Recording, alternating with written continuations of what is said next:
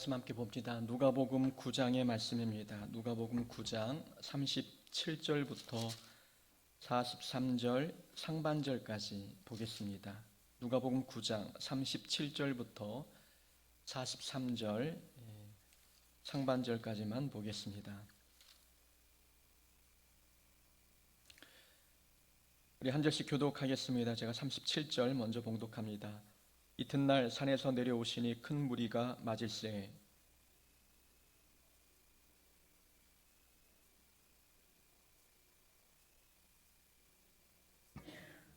귀신이 그를 잡아 갑자기 부르짖게 하고 경련을 일으켜 거품을 흘리게 하며 몹시 상하게 하고야 겨우 떠나가나이다.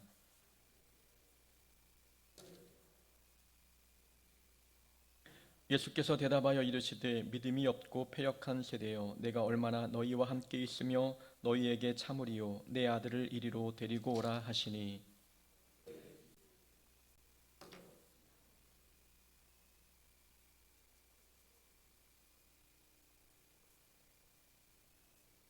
함께했습니다. 사람들이 다 하나님의 위엄에 놀라니라. 아멘.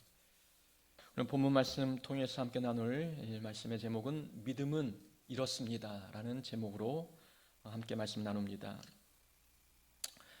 제가 섬기던 교회 담임 목사님이 설교 시간에 이런 간증을 하셨습니다. 전에도 잠깐 소개한 것 같은데요, 기도응답에 관한 주제로 설교를 하시면서 목사님의 경험을 예화로 드셨습니다.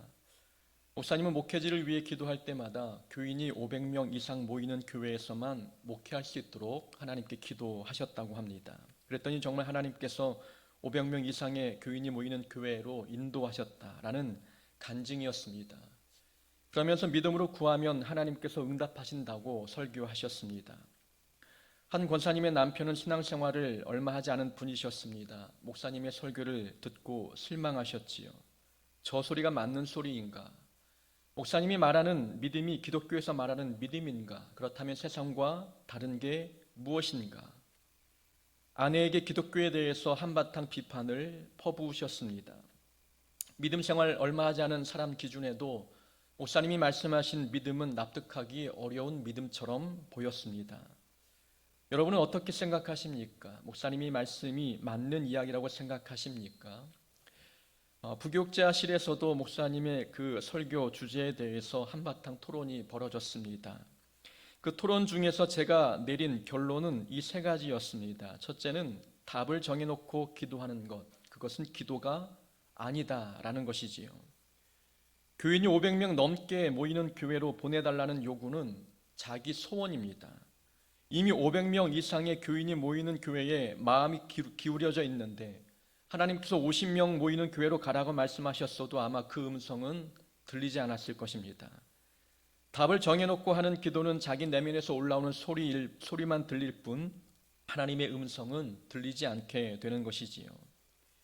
500명 이상인 교회로만 간 것을 기도응답이라고 이야기한다면 자기 욕심에서 들리는 그 소리를 기도응답으로 착각한 것뿐입니다. 목사님은 아마 목회지를 구하기 위해서 이력서를 내셨을 때에 500명 이하인 교회에는 이력서를 내지 않았을 것입니다. 그러니 500명 이상 교인들이 모이는 교회에만 가게 되었고 그곳에서만 사역하지 않았겠습니까? 답을 정해놓고 기도하는 것은 믿음이 아닙니다. 기도는 내 뜻을 내려놓고 하나님의 뜻을 받아들이는 것이지요. 그래서 믿음은 수용입니다. 자기 뜻을 관철시키고 고집을 피워 자기 뜻을 주장하는 것은 믿음이 아닙니다. 믿음은 하나님의 뜻을 수용하는 것입니다. 또 두 번째 문제는 목사님이 말씀하시는 믿음은 세속주의에 물든 믿음입니다. 세상의 성공주의에 물든 믿음은 믿음이라 할 수 없는 것이지요. 목사님은 대형교회에서 목회하는 것이 소원이었던 것 같습니다. 대형교회에 부임하는 것을 마치 대기업에 취업하는 것처럼 생각하는 듯 했습니다. 세상 사람들은 대기업에 취업하면 성공했다라고 이야기합니다. 대형교회에 부임해 가면 그것도 믿음의 성공이라고 말할 수 있겠습니까? 그렇지 않습니다. 믿음은 세상 기준처럼 높은 자리, 교회의 규모, 풍요로운 물질의 기준을 두지 않습니다. 원하는 것을 다 이루고 남들보다 크고 좋은 곳에 가면 그것만이 믿음이라고 생각하는 것, 세속주의에 물든 믿음입니다. 믿음은 세상 사람들 모두가 가는 넓은 길이 아니라 사람들이 기피하는 좁은 길로 가는 것, 그것이 믿음입니다. 또한 세 번째, 그 목사님은 자기의 뜻을 하나님께 강요했습니다. 믿음은 하나님을 조종하는 것이 아니지요. 믿음은 내가 하나님의 다스림을 받는 것입니다. 내가 하나님을 컨트롤할 수 있다고 생각하는 것, 그것은 믿음이 아닙니다. 나는 교인이 500명 이상 모이는 교회를 가겠으니 하나님께서 들어주셔야 합니다 라고 기도하는 것은 내가 하나님을 조종하겠다는 뜻입니다. 하나님은 요술 램프의 지니도 아니고 원하는 것을 말하면 뚝딱하고 들어주는 도깨비 방망이 같은 분도 아닙니다. 믿음이란 하나님을 자기 뜻에 맞게 조종하는 것이 아니라 하나님의 뜻에 내가 복종하는 것입니다. 하나님의 뜻을 알았다면 교인이 500명 이상 모이는 교회에 가야 한다는 기도, 그런 기도하지 않았을 것입니다. 그런 기도는 기독교에서 말하는 기도가 아니기 때문이지요. 믿음이 하나님을 컨트롤할 수 있다면 기독교에서 말하는 기도와 불교에서 자기 뜻을 이루기 위해서 삼천배하는 것과 다른 것이 무엇이겠습니까? 미신과 토속신앙은 지성이면 감천이라는 세계관을 가지고 자기 뜻을 이루기 위해 끊임없이 우상에게 기도합니다. 그들은 새벽마다 또 저녁마다 우상에게 빌면 신이 감동받아 자기 뜻을 들어줄 것이라고 믿습니다. 기독교에서 말하는 믿음은 그런 것이 아닙니다. 믿음은 내 뜻을 관철시키는 것이 아니라 하나님의 뜻에 순종하는 것입니다. 하나님께서 내 계획에 따라오는 것을 대단한 믿음이라고 생각하지 말아야 합니다. 큰 믿음은 자기 계획을 내려놓고 하나님의 뜻에 따라가는 것, 이것이 기독교에서 말하는 믿음입니다. 믿음은 하나님의 능력을 드러낸다라고 우리는 알고 있습니다. 그런데 하나님의 능력을 드러내는 믿음이 그리스도인들에게 있음에도 불구하고 왜 우리는 세상의 빛이 되지 못할까요? 왜 교회는 세상의 지탄의 대상이 되고 있는 것일까요? 아마 믿음에 대해서 잘못 알고 있기 때문입니다. 믿음의 대상이 같으면 우리의 믿음도 같아야 합니다. 우리는 같은 믿음의 대상인 하나님을 믿고 있는데 우리의 믿음은 사람마다 다 차이가 있습니다. 어떤 교회는 리더십 훈련이라는 핑계로 성도에게 인분을 먹이고 공동묘지에서 매를 때리기도 합니다. 코로나 예방을 위해 입에 소금물을 뿌리는 목사가 있는 반면 백신을 맞으면 우리의 생각과 의지가 조종당한다라는 음모론을 펼치는 목사도 있습니다. 우리가 믿는 하나님과 그들이 믿는 하나님은 같은데 왜 이렇게 삶의 내용이 다릅니까? 이 또한 믿음에 대한 개념을 잘못 알고 있기 때문입니다. 믿음은 추상적입니다. 믿음은 추상적이지만 그 믿음이 우리 마음에 들어오면 그 믿음은 우리 삶의 구체적인 변화로 나타납니다. 믿음은 눈에 보이는 구체적인 변화를 동반하는 것이지요. 그것이 바로 믿음입니다. 우리는 믿음이 무엇인지 간략하게 한번 살펴보고자 합니다. 우선 첫째는 신념은 믿음이 아닙니다. 2주 전 주일 설교에도 말씀을 드렸습니다. 잘못된 믿음 중에 하나는 신념을 믿음으로 착각하는 행위입니다. 신념은 자기 생각을 믿는 것이지만 믿음은 하나님을 믿는 것입니다. 자기 생각을 믿음이라고 착각하는 현상은 오늘날 기독교인들이 제일 많이 범하는 실수입니다. 하나님께서 교인이 500명 이하인 교회로 인도하지 않으셔서 감사하다 말하는 것, 믿음이 아니라 자기 신념입니다.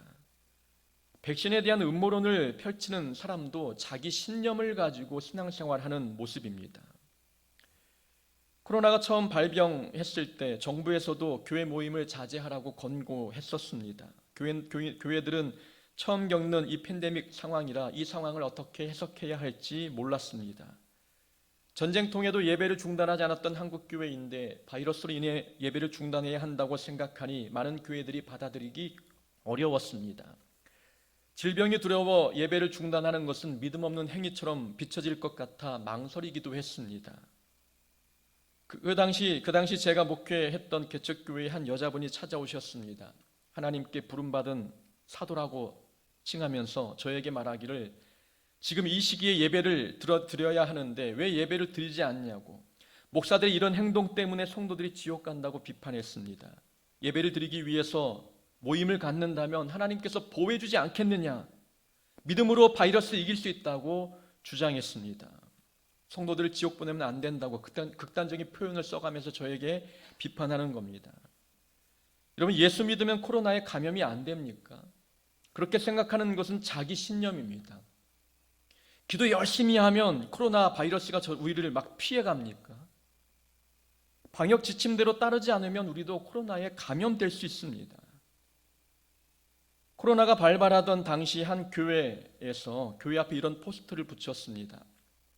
어떤 상황에서도 예배를 포기하지 않는 것이 신앙입니다.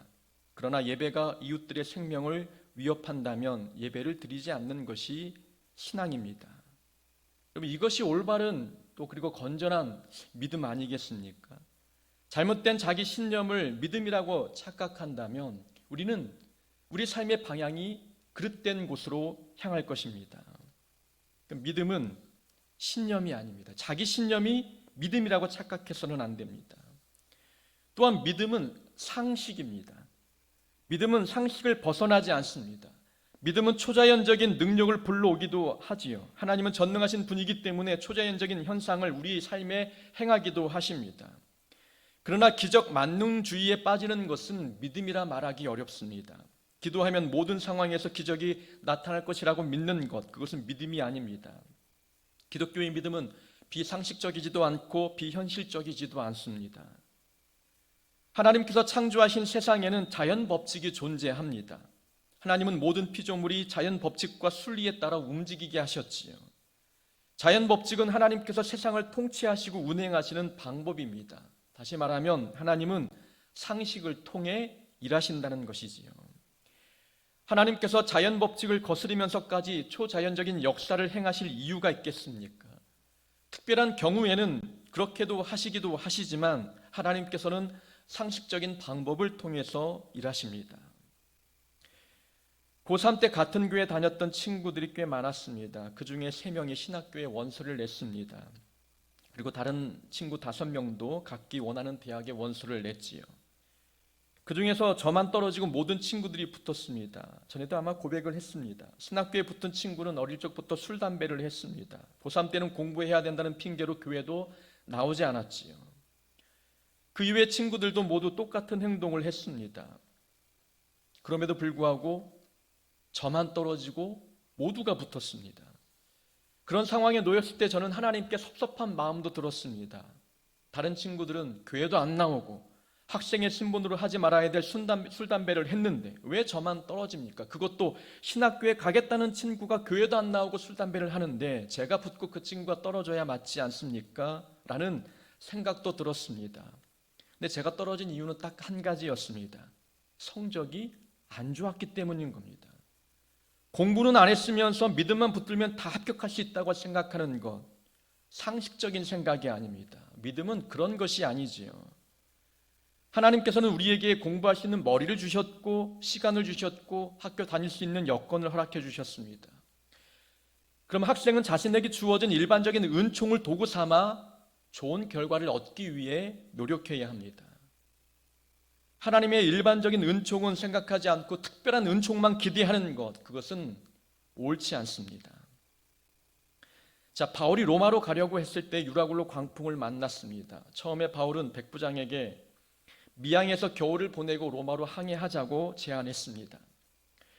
바울에게는 로마에 가서 복음을 전해야 하는 사명이 있었습니다. 로마로 가는 것이 하나님의 계획이라면 계절이나 날씨에 상관없이 무조건 배를 출항시켜도 그럼 하나님께서 보호해 주실 것 아니겠습니까? 근데 바울은 상식을 지켰습니다. 지금 항해하면 광풍을 만날 수 있기 때문에 겨울은 피해야 한다고 이야기했던 것입니다. 비현실적이고 비상식적인 결정을 하는 것이 믿음은 아닙니다. 하나님은 일반적인 은총을 통해서 일하십니다. 상식을 벗어나는 분이 아닌 것이지요. 그러니까 믿음은 상식인 것입니다. 또 믿음은 삶입니다. 믿음에서 가장 중요한 것은 믿음은 삶과 연관이 있다는 것이지요. 삶을 떠나서 믿음을 설명할 수 없습니다. 믿음이 있으면 반드시 우리의 삶의 변화가 일어나야 되는 것이 합당합니다. 무조건 믿으면 된다고 자기 고집을 관철하거나 독선적으로 행동하는 것은 믿음이 아닙니다. 믿음은 보이지 않는 것 같지만 믿음은 삶을 통해 드러납니다.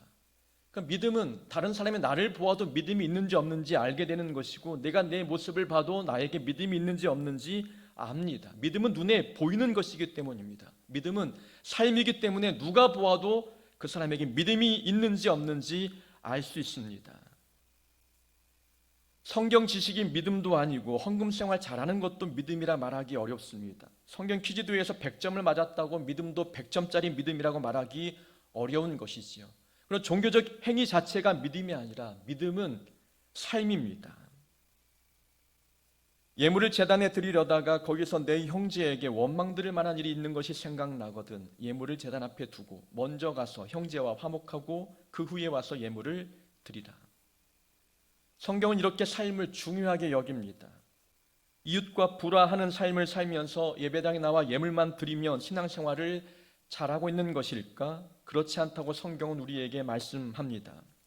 형제와 화목하는 삶을 사는 것이 믿음입니다. 그렇다고 제가 주일 성수나 헌금이나 기도를 부정하는 것은 아닙니다. 제 주장은 교회 안에서의 삶과 교회 밖에서의 삶이 일치해야 된다는 뜻입니다. 삶에서 이웃들에게 선한 영향력을 행사하며 사는 그런 삶이 믿음이라고 주장하고 있는 것입니다. 믿음은 지식도 아니고 종교적인 행위도 아니라 믿음은 우리의 모든 삶 자체가 믿음인 것입니다. 오늘 본문에서는 믿음 없는 세대를 책망하시는 예수님의 말씀이 나옵니다. 한 사람이 예수님께 소리질러 도움을 청했지요. 아들이 귀신 들려 고통을 당하고 있었는데 제자들에게 데리고 왔더니 제자들이 고쳐주지 못했다라고 이야기합니다. 예수님께서 이런 상황을 바라보시면서 믿음이 없고 패역한 세대라고 꾸짖으셨습니다. 믿음이 없고 패역한 세대는 제자들에게만 주신 말씀이 아니라 귀신 들린 아들의 아버지 그리고 그 당시 모든 종교 지도자들에게 주신 하나님의 책망의 말씀이었습니다. 예수님의 말씀을 가만히 들여다보면 귀신을 쫓아내지 못하면 믿음이 없는 것처럼 받아들이기 쉽습니다. 개척교회에 영적으로 힘들어하시는 어르신이 나오셨습니다. 눈에 헛것이 보이고 또 눈에 보이는 그 헛것이 말을 걸어오기도 했습니다. 악한 영의 역사였지요. 너가 나를 받아들이지 않으면 너의 딸에게로 가겠다라는 그런 귀신의 말을 듣고 교회에 나온 겁니다. 그분이 오실 때마다 기도해 드렸습니다. 여러분, 목사가 기도하면 악한 영이 떠나가고 그 어르신의 건강이 회복되면 좋지 않겠습니까? 기도해도 상황은 달라지지 않는 겁니다. 그러면 내가 믿음이 없는 것입니까?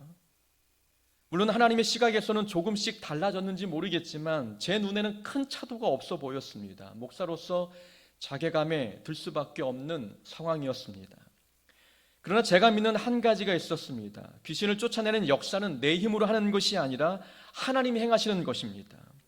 우리는 기도할 뿐이고 역사는 하나님의 소관이기 때문에 저는 끝까지 기도하면 하나님이 원하시는 때에 분명히 달라지고 변화될 것이라고 믿었습니다. 내가 고치는 것이 아니라 하나님이 고치는 것이기 때문에 기도를 중단해서는 안 되겠다는 생각을 갖는 겁니다. 끊임없이 말씀을 전하고 권면하고 기도하면 반드시 하나님이 고쳐주시겠다라는 생각을 갖는 거죠. 그래서 차도가 보이지 않아도 꾸준히 기도드렸습니다. 그때 깨달은 것이 하나가 있습니다. 믿음은 꾸준함입니다. 믿음은 일관성이 있어야 합니다. 결과가 나타나지 않아도 기도를 포기하지 않는 것, 그것이 믿음입니다. 기도에도 상황이 달라지지 않으면 보통 기도를 그만둡니다. 나는 기도의 은사가 없는 것 같아. 병고침의 은사는 나와 상관이 없는 것 같아. 사람들은 이렇게 단정짓고 기도를 포기해버립니다. 여러분, 새가족이 교회 나왔는데 목사가 기도해도 달라지지 않습니다. 그 주변의 사람들의 시각, 그 시선을 어떻게 견뎌내겠습니까? 근데 병은 내가 고치는 것도 아니고 귀신은 내가 쫓아내는 것도 아닙니다. 사람들은 자기가 한다고 생각합니다. 그러니 기도에도 결과가 나타나지 않으면 나는 능력이 없고 믿음이 없다고 판단해 버립니다. 근데 결과는 하나님의 소관인 것이고 우리는 기도할 뿐입니다. 그래서 우리는 꾸준히 기도하고 일관성 있게 하나님께 매달려야 합니다. 신앙생활에서는 꾸준함이 능력이고 일관성 있는 신앙생활이 바로 믿음이라는 것 우리는 잊지 말아야 합니다. 누가복음 9장에 보면은 9장 앞절 1절에 보면은 예수님께서 제자들에게 능력을 주시고 전도 여행을 보내셨습니다. 예수께서 12제자를 불러 모으사 모든 귀신을 제어하며 병을 고치는 능력과 권위를 주시고 예수님께서 능력을 주셨습니다. 그때만 해도 제자들이 가는 곳마다 귀신이 떠나가는 역사가 일어나고 병자가 일어나는 회복되는 놀라운 기적들을 체험했습니다. 근데 그때는 됐는데 지금은 안 되고 있다는 것이지요. 믿음에 문제가 생기는 겁니다. 믿음의 일관성이 없어져 버린 거예요. 신앙생활에 편차가 있고 기복이 심한 모습입니다. 믿음은 꾸준함입니다. 예수님이 책망하는 부분도 바로 그런 부분 아니겠습니까? 믿음 생활에 일관성이 없는 겁니다. 어떤 때는 믿음이 좋다가도 어떨 때는 믿음이 약해집니다. 삶의 환경이 달라지고 우리의 감정이 달라지며 성도의 관계가 잘못되어도 우리의 신앙생활만큼은 변함이 없어야 합니다. 사업의 성패와 상관없이, 물질의 많고 적음과 관계없이 일관성 있는 신앙생활을 하는 것이 믿음임을 우리는 기억해야 합니다. 광야 40년 생활을 하면서 이스라엘 백성들은 믿음의 일관성이 없었습니다. 배가 부르면 찬양하고 배가 고프면 원망했습니다. 목을 축일 수 있는 물을 만나면 감사했고 다시 목마르면 또다시 불평했습니다. 환경과 상황에 따라 믿음이 급변했습니다. 일관성 없는 이 모습을 믿음이라고 말할 수 있겠습니까? 이것은 믿음이 아닌 것입니다. 믿음은 꾸준함입니다. 기복이 없는 것, 일관성 있게 믿음 생활하는 것, 이것이 성경이 오늘 우리에게 말씀하고 있는 믿음입니다. 제자들의 이 문제가 무엇인지 44절 이후에 나옵니다. 우리가 다음 주에 살펴볼 본문이긴 하지만 제자들은 누가 크냐? 이 문제로 논쟁이 벌어졌습니다. 제자들의 마음이 엉뚱한 곳에 가 있으니 제자들을 통해서 하나님의 능력이 나타나지 못했습니다. 예수님께서 말씀하셨지요. 너희 모든 사람 중에 가장 작은 그가 큰 자니라. 제자들은 높은 곳을 바라보고 있는데 예수님은 낮은 곳을 보라고 말씀하고 계십니다. 믿음은 시선입니다. 어디를 바라보느냐에 따라서 믿음의 유무, 믿음의 크고 작음이 결정됩니다. 높은 곳을 바라보는 것은 예수님의 가르침과 상반됩니다. 성경의 가치관은 높은 자리를 탐하는 것이 아닙니다. 낮은 곳에서 섬기는 것이 성경의 교훈입니다. 저는 그리스도인들이 사회적 지위가 높아져서는 안 된다라는 말씀을 드리는 것이 아닙니다. 기독교인이 높은 자리에 올라가야 하긴 합니다. 그래서 그 공동체에 기독교 문화가 자리 잡도록 해야 되는 것이지요. 그래야 부하 직원들 중에 기독교인들이 세상적인 직장 문화 때문에 갈등하지 않게 됩니다. 그래서 높은 자리에 올라가서 그 공동체 안에 기독교 문화가 뿌리내리도록 도와야 합니다. 낮은 곳에서 섬겨야 한다는 말씀은 마음의 상태를 의미합니다. 자리가 높다고 내가 다른 사람 위에 군림해도 된다는 말은 아니지 않습니까? 지위는 높아도 겸손하게 상대방을 동등한 입장에서 존중해야 되는 것입니다. 이것이 너희 모든 사람 중에 가장 작은 그가 큰 자니라. 이 말씀에 담겨 있는 의미입니다. 세상 사람들의 시선은 높은 자리에 있지만 우리 성도들의 시선은 예수님께 있어야 됩니다. 예수님께 시선을 둔다는 것은 자리보다 사람의 마음에 관심을 갖는다는 겁니다. 높은 자리를 탐하기보다 지금 내 앞에 있는 사람의 마음, 그 사람의 어떤 형편을 돌아보는 것, 그것이 예수님께 시선을 두고 있는 성도의 삶의 모습입니다. 우리의 시선이 하나님을 향할 때 비로소 믿음을 통해 역사가 나타납니다. 다윗은 골리앗의 덩치에 시선을 두지 않았습니다. 하나님의 능력에 시선을 두었습니다. 모세가 보낸 12명의 정탐꾼 중 10명은 가나안 땅 거민들에게 시선을 두었습니다. 하나님의 크고 전능하신 능력은 보지 못했던 것이지요. 시선이 어디를 향했느냐에 따라서 결과가 판이하게 달랐습니다. 믿음은 어떤 추상적인 것이 아닙니다. 우리의 시선이 어디로 향했느냐, 이것이 믿음인 것입니다. 아무리 믿음이 좋아도 우리의 시선이 하나님을 향하지 않다면 우리는 정말 보잘것없는 사람이 되고 맙니다. 제가 목사로서 이 자리에 설교할 수 있는 것도 시선이 하나님을 향해 있기 때문에 가능한 것이지, 목사의 직분을 받아도 내 시선이 하나님을 향하지 않았다면 이 중에서 가장 볼품없는 사람이 아마 목사일 것입니다. 정말 가까운 사람 중에 목사였다가 목사의 직분을 내려놓고 일반적인 삶을 사는 분이 계십니다. 목사의 직분을 내려놓음과 동시에 믿음 생활 자체를 하지 않는 그런 분이셨어요. 그분이 목사일 때 바라볼 때에는 그래도 존경할 만한 그런 조건들이 눈에 보였는데 그 직분을 내려놓고 세상으로 돌아가 버리니까 그것만큼 볼품없는 사람이 또 없었습니다. 일반적인 사람보다도 비상식적인 행동과 말을 하는 모습들이 그 모습 속에서 드러났다는 것입니다. 시선이 하나님을 향하지 않고 세상을 향할 때 그나마 존경받았던 한 사람이 이렇게까지 몰락하는구나라는 것을 직접 경험했습니다. 우리의 시선이 하나님을 향하지 않으면 우리도 똑같아집니다. 우리도 볼품없는 삶을 살 수밖에 없습니다. 우리의 시선이 높은 자리를 탐하기보다도 한 영혼, 고통당하는 영혼에게 우리 마음을 두어야 합니다. 시선이 곧 믿음이기 때문입니다. 예수님은 믿음 없음을 책망하셨습니다. 제자들이 귀신 들린 아들을 고쳐주지 못한 것을 보셨으면 우리 같으면 능력 없는 제자를 책망했을 겁니다. 그런데 성경에 보니까 예수님은 제자들의 능력 없음을 책망하기보다도 믿음 없음을 책망하셨습니다. 이것이 저는 은혜라고 생각합니다. 은사와 달란트가 부족한 것은 책망받을 이유가 아니었습니다.